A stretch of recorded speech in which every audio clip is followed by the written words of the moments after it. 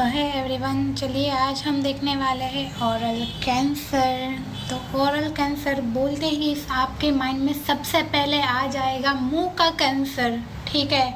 हाँ, तो वही ओरल कैंसर हम आज पढ़ने वाले हैं।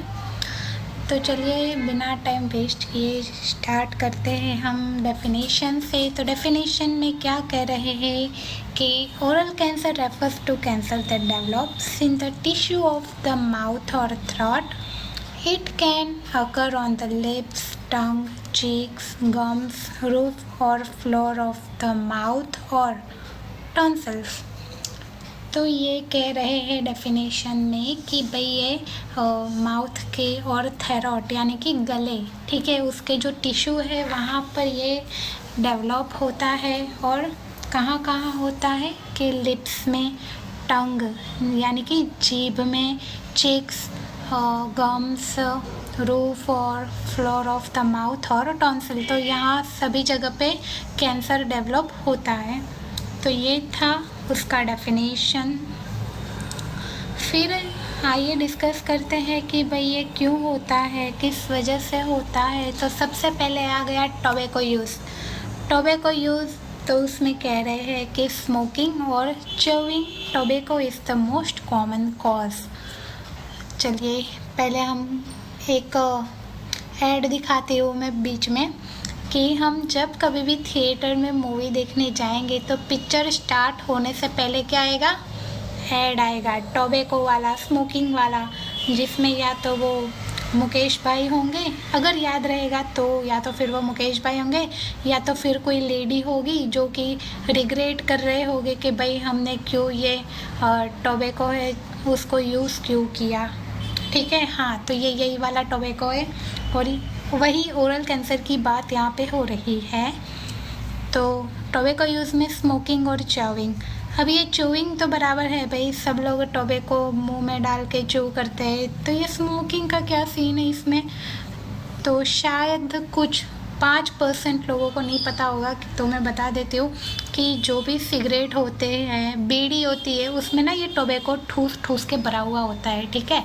तो इसलिए लिखा है कि स्मोकिंग और chewing tobacco is the most common cause. फिर आ गया अल्कोहल कंजप्शन। तो ज़्यादातर अल्कोहल जो हम लेंगे तो उससे क्या है कि ओरल कैंसर का रिस्क है वो इंक्रीज़ हो जाएगा। फिर आता है पुअर ओरल हाइजीन। तो इसका मतलब तो समझ गए होंगे भाई कि हम ओरल हाइजीन जो है वो मेंटेन नहीं कर रहे होंगे, ब्रश नहीं कर रहे होंगे, ठीक है। तो ये आ जाता है पुअर ओरल हाइजीन में, ये भी एक कॉज है। फिर आता है ह्यूमन पेपिलोमा वायरस, ये HIV जैसा वायरस है। इस वायरल इन्फेक्शन दैट में कॉज ओरल कैंसर। अगर ये वायरस आप में है तो भी ओरल कैंसर जो है वो डेवलप हो सकता है। फिर आता है सन एक्सपोजर। तो सन एक्सपोजर यानी कि सन रेज है, जो सूरज दादा की किरणें हैं वो हमारे मुंह पे पड़ेगी तो क्या होगा कि वो भी कॉज कर सकती है ओरल कैंसर को। तो prolonged exposure can lead to lip cancer. Lip cancer क्यों? क्योंकि डायरेक्ट सन कांटेक्ट में तो वही है ना, सन रेज के कांटेक्ट में, माउथ के अंदर का नहीं है, लिप्स है, तो लिप्स पे ही डेवलप होगा, फिर जाके वो मेटास्टेसिस करेगा माउथ के अंदर। फिर आ जाता है family history, most common cause. अगर किसी के, आपके नहीं, अगर किसी के दादा के परदादा से प्रथा चलती आ रही है ओरल कैंसर की, तो वो आगे जनरेशन में पास होने के चांसेस 99% है।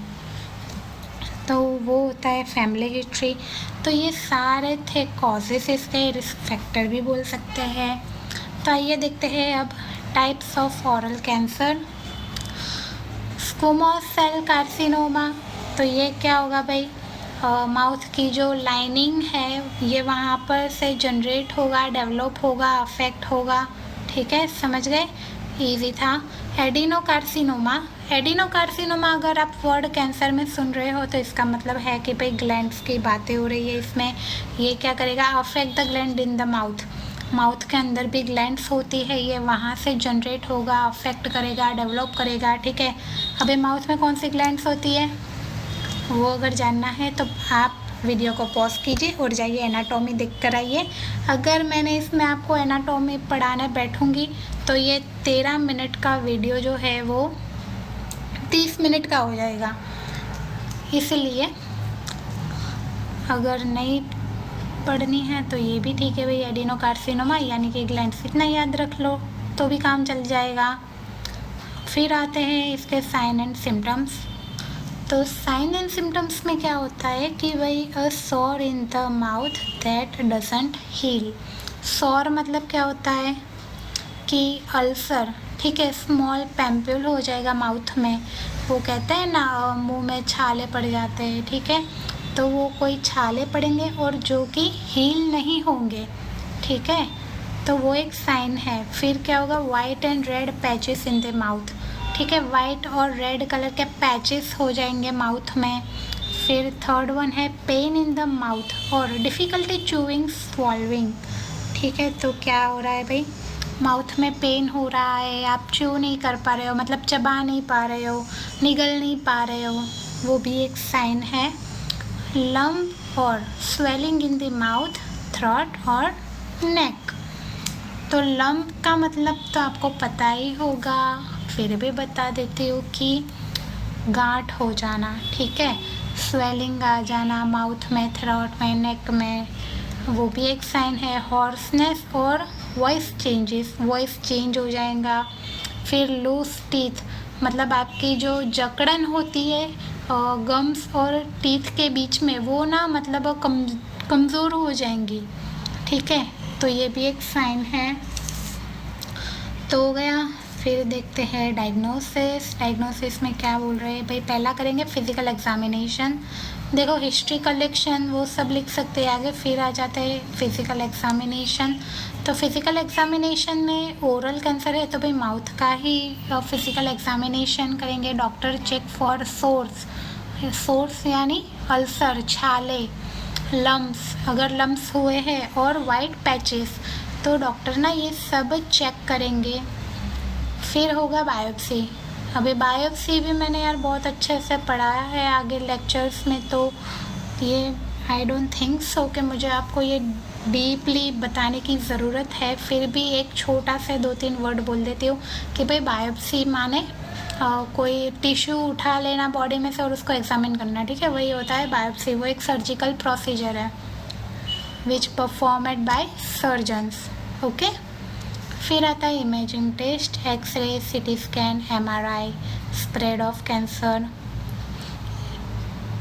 फिर आते हैं स्टेजिंग। अभी स्टेजिंग में क्या है कि ये जो ट्यूमर, नोड्स और मेटास्टेसिस है, ये मैंने एक मेरा 6 से 7 मिनट का वीडियो है, वो आप देख लीजिए। अगर मैंने अभी ये पढ़ाया पूरा तो आपका दिमाग ख़राब हो जाएगा और पहले का कुछ भी याद नहीं रहेगा, ठीक है। तो ये ना मतलब रट्टा मारने वाली बात है, रट्टा नहीं मारोगे आप, वो एक वीडियो देख के आओ, आपको अपने आप ही पता चल जाएगा। ये कोई रट्टा मारने वाली बात नहीं है, ठीक है। ऐसा मत सोचिएगा कि ये मैं रट्टा मार लूँगा। हाँ भाई मैंने अभी बोला रट्टा मार लो, लेकिन नहीं, आपको रट्टा नहीं मारना है। ये बहुत इजी है, ये मैं इसमें नहीं समझाऊंगी, आप वो 7 मिनट वाला वीडियो देख लो, ऑटोमेटिकली आपको सब समझ में आ जाएगा। और अगर आपको ये 3 चीज़ें नहीं लिखनी है तो डायरेक्ट आ जाइए ये कंबाइनिंग TNM, मतलब ये जो ये TNM है इससे क्या है, ये क्यों है भाई, क्योंकि ये T0, T1, T2 ये क्या कह रहा है, ये समझने के लिए ये पूरा चार्ट बनाया है, ठीक है। लेकिन अभी हम ये सारे ना कंबाइन करेंगे और स्टेजेस क्रिएट करेंगे। तो यहाँ पे आ जाएंगे स्टेजेस 1 की बात, स्मॉल ट्यूमर, ये ऊपर लिखा था ना T1, NO, MO, ठीक है। तो ये सब कैंसर में ये सब एक ही होगा, किसी में अलग अलग नहीं होगा। अगर ये आप सब कुछ लिख रहे हो तो वेल एंड गुड, या तो फिर आपको ये स्टेजिंग लिखनी है, सिर्फ ये TNM नहीं लिखना है, दोनों साथ में लिखो, या तो फिर ये स्टेज 1, 2, 3, 4 लिख दो। तो स्टेज 1 में क्या होगा, स्मॉल ट्यूमर होगा, उसमें कोई नोड इन्वॉल्वमेंट नहीं होगा, मेटास्टेसिस नहीं होगा। स्टेज 2 में क्या होगा, थोड़ा सा लार्ज ट्यूमर होगा, नो नोड इन्वॉल्वमेंट, मेटास्टेसिस नहीं होगा। स्टेज 3 में tumour with lymph node involvement, ये जो यहाँ पे नोड इन्वॉल्वमेंट नहीं था तो इसमें इन्वॉल्वमेंट हो जाएगा। और स्टेज 4 में क्या होगा, मेटास्टेसिस। आप सिर्फ और सिर्फ मेटास्टेसिस लिख सकते हो। उसके बाद आ जाएगा ग्रेडिंग ऑफ ओरल कैंसर, वो स्टेजिंग था, ये ग्रेडिंग है। ग्रेडिंग किससे पता चलेगा भाई, कि जो बायोप्सी कर रहे हैं उससे ग्रेडिंग का पता चलता है। तो ग्रेड 1 में क्या है कि well differentiated cell, cancer cells look similar to normal cells and grow slowly. मतलब ग्रेड 1 में क्या होगा कि ना कैंसर सेल और नॉर्मल सेल है वो दोनों सेम दिखेंगे, ठीक है, और स्लोली ग्रो करेंगे, दोनों सेम दिखेंगे, आपको ज़्यादा डिफरेंस नहीं दिखेगा उसमें, ठीक है। तो ये पता कैसे चलेगा, मैंने अभी बताया ना कि बायोप्सी करेंगे, वो टिश्यू सैंपल को है वो माइक्रोस्कोप में एग्जामिन करेंगे और ये सेल्स को देखेंगे कि भाई कौन से ग्रेड तक कैंसर पहुंचा है, ठीक है। आई होप आप सबको समझ में आ रहा होगा। तो ग्रेड 1 पता चल गया कि कैंसर सेल और नॉर्मल सेल है वो सिमिलर दिखेंगे। ग्रेड 2 में क्या होगा कि cancer cells are more abnormal and grow faster, कि कैंसर सेल है वो क्या आगे एबनॉर्मल दिखेंगे। अब वो जो दोनों सेम दिखते थे ना वो सेम नहीं दिखेंगे, अभी थोड़ा और मतलब क्या बोलते हैं उसको, मतलब एबनॉर्मल दिखेंगे। अभी मुझे वर्ड याद नहीं आ रहा है प्रॉपरली, कि कैंसर सेल है वो एबनॉर्मल तरीके से ग्रो करेंगे, फास्ट ग्रो करेंगे, और हम उसमें डिफ्रेंशिएशन का पता लगा सकते हैं कि हाँ भाई ये नॉर्मल है और ये कैंसर सेल है। ग्रेड 3 में क्या होगा कि cancer cell look very different from a normal cell and grow aggressively. तो कैंसर सेल क्या करेंगे ग्रेड 3 में कि वो ना एकदम से अलग ही दिखेंगे नॉर्मल सेल से, ठीक है, और वो बहुत ही जल्दी ग्रो करेंगे, वो जो नॉर्मल सेल है उसे भी अफेक्ट करेंगे कि भाई हमारे जैसा बन जाओ तुम, ठीक है। ग्रेड 3 में ज़्यादातर कैंसर सेल ही दिखेंगे, नॉर्मल सेल नहीं दिखेंगे। और ग्रेड 4 में क्या होगा, cell are so abnormal that their origin can not be determined. तो ग्रेड 4 में क्या होगा कि कोई भी नॉर्मल सेल बचेगा नहीं, सारे के सारे जो है वो एबनॉर्मल रह जाएंगे। तो ये था ग्रेडिंग जो बायोप्सी से पता चलता है।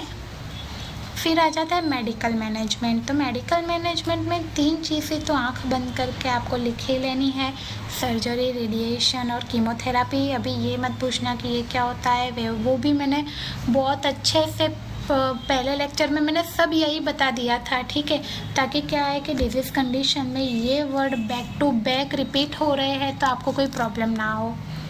फिर आ जाता है टारगेटेड थेरापी।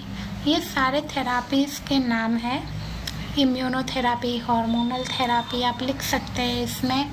फिर आ गया रिहेबिलिटेशन, स्पीच थेरापी, मतलब क्या होता है डेंटल केयर, अच्छी एडवाइस देना, इमोशनल सपोर्ट देना, पोस्ट ट्रीटमेंट, ये सब आ जाता है रिहेबिलिटेशन में। ये मेडिकल मैनेजमेंट था। अभी देखेंगे नर्सिंग मैनेजमेंट। तो नर्स क्या करेंगे, प्रिवेंशन एजुकेशन। वो तो मतलब हम बात बात पे देते ही रहते हैं भाई नर्स लोग, आपको ये नहीं करना वो नहीं करना।